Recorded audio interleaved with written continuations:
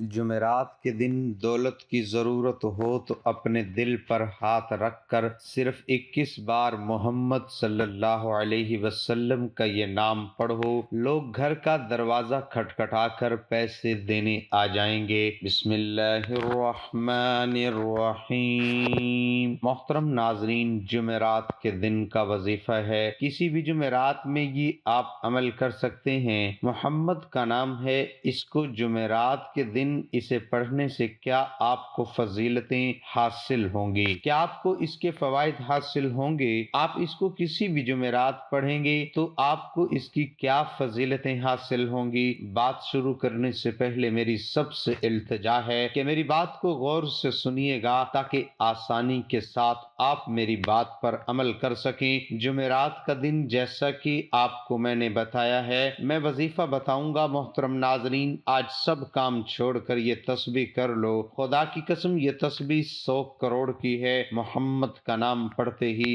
10 second میں معجزہ دیکھ لینا۔ 1 کروڑ تو کیا 10 کروڑ بھی مانگو گے تو مل جائیں گے۔ میرے بھائیوں، میری بہنوں، آج جو میں وظیفہ آپ کو بتاؤں گا، یہ وظیفہ پڑھ کے 2 گھنٹے میں معجزہ دیکھ لینا۔ یہ وظیفہ اتنا طاقتور اور تیز وظیفہ ہے جسے پڑھتے ہی آپ کے مالی معاملات حل ہو جائیں گے انشاءاللہ۔ آپ لوگ کہتے ہیں ہمیں ایسا وظیفہ بتائیں کہ جس کا تیز اثر ہو کہ ہم صبح پڑھیں شام کو دولت مل جائے۔ شام تو بہت دیر کر دی، یہ وظیفہ تو آپ لوگوں کو منٹوں میں مالا مال کر دے گا انشاءاللہ۔ اللہ پاک کے حکم سے اللہ پاک نے چاہا تو آپ کی خالی جھولی فوری طور پر بھر جائے گی۔ اب آپ کی من کی مرادیں انشاءاللہ فوری طور پر یوں پوری ہوں گی۔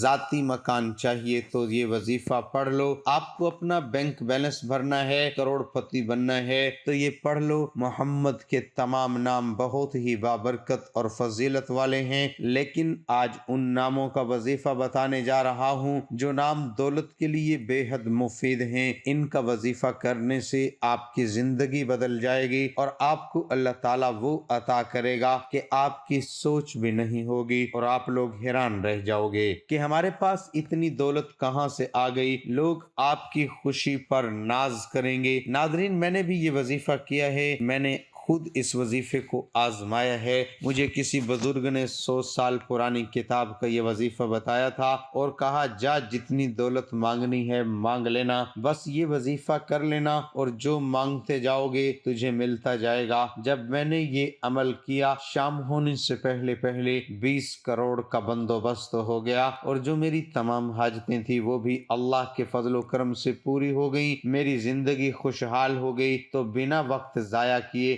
وظیفے کی طرف چلتے ہیں۔ حضرت ابو ہریرہ رضی اللہ تعالی عنہ سے روایت ہے کہ رسول اللہ صلی اللہ علیہ وسلم نے ارشاد فرمایا کہ محمد کے نام ہیں، جس نے ان کو محفوظ کیا تو اللہ تعالی نے اس پر جنت کو واجب قرار دے دیا۔ ناظرین، آج آپ کو وہ وظیفہ بتاؤں گا کہ اس وظیفے کو جمعرات کے دن پڑھ لو، اپنی مرضی کی جگہ پڑھ لو، اپنی مرضی کے وقت پڑھ لو۔ آج آپ کو اپنے سینے کا وہ راز بتاؤں گا۔ میرے بھائیوں، میری بہنوں، ساری زندگی جھولیاں اٹھا اٹھا کر دعائیں دو گے، ساری زندگی اگر آپ لوگوں کے آگے ہاتھ پھیلاتے رہے تو آپ لوگ اپنا دل چھوٹا مت کرنا۔ آپ لوگ کرتے کیا ہو؟ بہت جلدی مایوس ہو جاتے ہو، دل چھوٹا کر جاتے ہو، ہمت ہار جاتے ہو، جلدی ٹینشن میں آ جاتے ہو۔ لیکن آج کا جو وظیفہ ہے آپ لوگوں کی قسمت کو ایسے بدلے گا کہ آپ لوگ خود یقین نہیں کرو گے کہ اچانک ہمارے پاس اتنا پیسہ کہاں سے آ گیا۔ جیسے میرے پاس آیا تھا، آپ کے جو مسئلے مسائل ہیں آپ کی زندگی میں وہ پیسوں کی وجہ سے ہیں۔ گھر میں جھگڑا ہے تو پیسوں کی وجہ سے، قرضہ ہے قرض داروں کو جو آپ نہیں دے سکتے کیونکہ پیسہ نہیں ہے، بیماریاں ہیں علاج نہیں کیونکہ پیسہ نہیں، شادیاں بچوں کی کروانی ہے، پیسہ نہیں کیسے شادی کروائیں، گھر خرید رہے ہیں، ذاتی مکان کی خواہش ہے، پیسہ نہیں کیسے ہر کام کریں۔ ہم سب کی زندگی پیسے سے شروع ہوتی ہے، پیسے سے ہی ختم ہو جاتی ہے۔ مجھے اکثر لوگ کہتے ہیں آپ تو صرف پیسوں کے وظائف بتاتے ہو، پیسوں کے متعلق پیسے کے علاوہ تو آپ بات نہیں کرتے۔ میں نے کہا آپ مجھے خود بتائیں کہ آج کل کے دور میں ہمارا کون سا مسئلہ ہے جو پیسے کے بنا حل ہوتا ہو؟ زندہ دنیا میں آتے ہیں تو ہمیں پیسہ چاہیے، ہم دنیا سے جاتے ہیں تو ہمیں پیسہ چاہیے۔ معاف کیجئے گا، لیکن ہر جگہ ہمیں پیسہ ہی چاہیے۔ آج کے دور میں کوئی چیز پیسے کے بغیر، پیسے کے بنا نہیں، اور اوپر سے یہ شدید مہنگائی، لوگوں کی آمدنیاں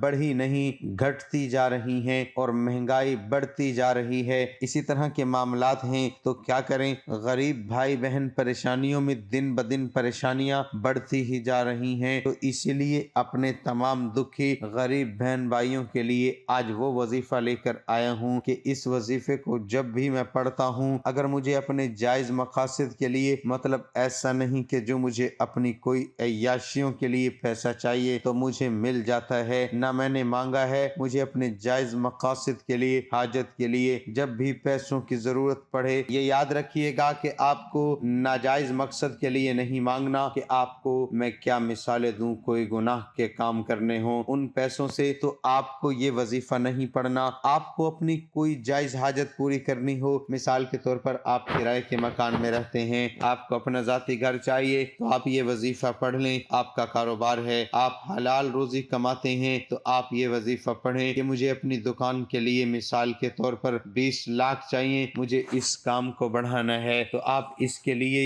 یہ وظیفہ پڑھ لیں۔ گھر کے معاملات خراب ہیں، گھر کے اخراجات کے لیے آپ کو پیسے چاہیے، ان اخراجات کے لیے آپ پیسے مانگ لیں۔ اس وظیفے کو پڑھنے کے بعد تو جو آپ کی جائز حاجات ہیں، آپ نے بچوں کی شادیاں کروانی ہے ان کے لیے پیسے مانگ لیں، بیماریاں ہیں ان کے لیے علاج کے لیے پیسے چاہیے، جو جائز چیزیں ہیں، جو جائز آپ کی حاجتیں ہیں، پریشانیاں ہیں، ان کے لیے پیسہ مانگ لیں۔ اب یہ اتنا طاقتور وظیفہ ہے کہ آپ کی واقعی کوئی چیز حاجت ہوگی، جائز مراد ہوگی، یہ وظیفہ پڑھتے ہی آپ اپنی آنکھوں سے اپنے مقصد کو پورا ہوتے ہوئے دیکھیں گے، معجزہ دیکھیں گے انشاءاللہ۔ اللہ پاک کے حکم سے آپ کی تمام حاجات پوری ہو جائیں گی۔ سب کچھ دینے والی ذات اللہ تعالیٰ کی ہے، سب کچھ دینے والی جو ذات ہے صرف اللہ پاک کی ذات ہے۔ انسان کیا کسی کو کچھ دے سکتا ہے؟ اللہ پاک آپ کو آپ کی سوچ سے بھی زیادہ نوازیں گے۔ آپ لوگ اگر اس وظیفے کو پڑھ کے اللہ پاک سے 1 لاکھ مانگو گے تو اللہ پاک 10 لاکھ عطا کر دیں گے۔ مجھے اللہ پاک کی ذات پر پورا بھروسہ ہے، اور آپ لوگ بھی اللہ پاک کی ذات پر پورا یقین، پورا بھروسہ کرتے ہوئے اس وظیفے کو پڑھیں گے۔ دلوں میں وسوسے رکھو گے کہ پتہ نہیں ہمارا یہ کام بنے گا کہ نہیں، ہماری حاجت پوری ہوگی کہ نہیں، ہمیں پیسے ملیں گے یا نہیں، اس طرح کی سوچ رکھو گے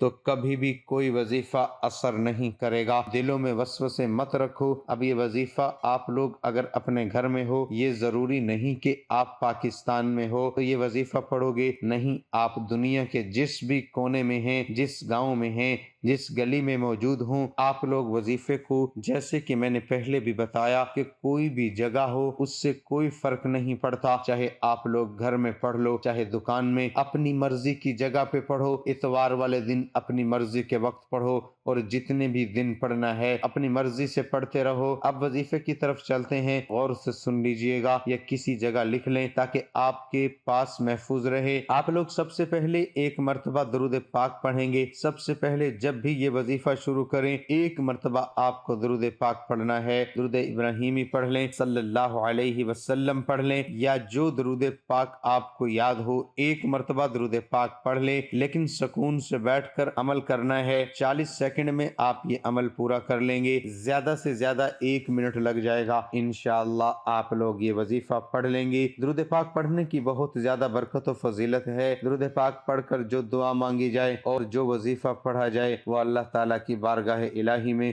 ضرور قبول ہو جاتے ہیں، کیونکہ اللہ تعالیٰ کو تمام عبادات میں سب سے زیادہ درود پاک پڑھنا پسند ہے، کیونکہ اللہ تعالیٰ فرشتوں کو بھی یہی حکم دیتا ہے کہ وہ بھی آپ صلی اللہ علیہ وسلم پر درود پاک پڑھیں۔ درود پاک پڑھنے سے انسان کے گناہ معاف ہو جاتے ہیں اور دعاؤں میں قبولیت ہوتی ہے۔ حضرت ابو ہریرہ رضی اللہ تعالیٰ عنہ سے روایت ہے کہ جو شخص 3 دن میں 1 مرتبہ درود پاک پڑھے گا تو اللہ تعالیٰ اس کے 10 گناہ معاف فرما دے گا اور اس کے 10 درجات بلند کر دے گا، اور اس کے نامہ اعمال میں سے 10 نیکیوں کا اضافہ ہوگا۔ محترم ناظرین، درود پاک کی کثرت کرنی چاہیے، کیونکہ درود پاک پڑھنے والا جنت میں جائے گا۔ آئیے 1 مرتبہ میرے ساتھ بھی درود پاک پڑھ لیں۔ تاکہ ثواب ہو۔ اللہم صلی علی محمد وعلی آل محمد کما صلیت علی ابراہیم وعلی آل ابراہیم انک حمید مجید۔ اللہم بارک علی محمد وعلی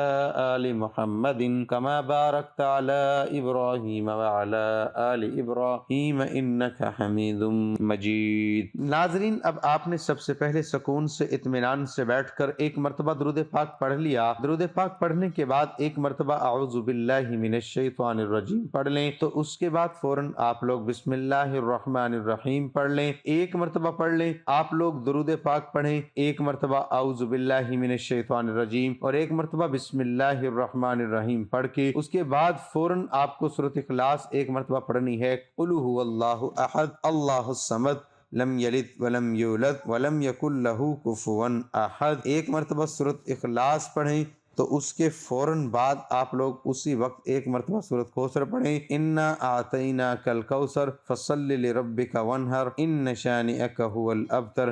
آپ لوگوں نے ایک مرتبہ سورۃ اخلاص پڑھ لی، پھر ایک مرتبہ سورۃ کوثر پڑھ لی۔ جس ترتیب سے بتا رہا ہوں بالکل بھی تبدیلی نہیں کرنی۔ سورۃ کوثر جب پڑھ لو تو آپ یا اللہ یا محمد اس وظائف کو آپ کو پڑھنا ہے۔ کس طرح پڑھتے ہیں یہ میں آپ کو بتانے لگا ہوں۔ آپ لوگوں کو سب سے پہلے پڑھنا ہے یا اللہ یا محمد، یہ ایک ہو گیا۔ ان دونوں اسم کو آپ نے ملا کر پڑھا تو ایک ہوگا۔ اس طرح وظیفے کو آپ نے 21 مرتبہ کسی بھی نماز کے بعد پڑھنا ہے۔ 21 مرتبہ جب اس وظیفے کو آپ لوگ پڑھ لیں تو اب کیا پڑھنا ہے یہ سمجھ لیں۔ پھر سے ایک مرتبہ سورۃ اخلاص اور پھر ایک مرتبہ سورۃ کوثر پڑھنی ہے۔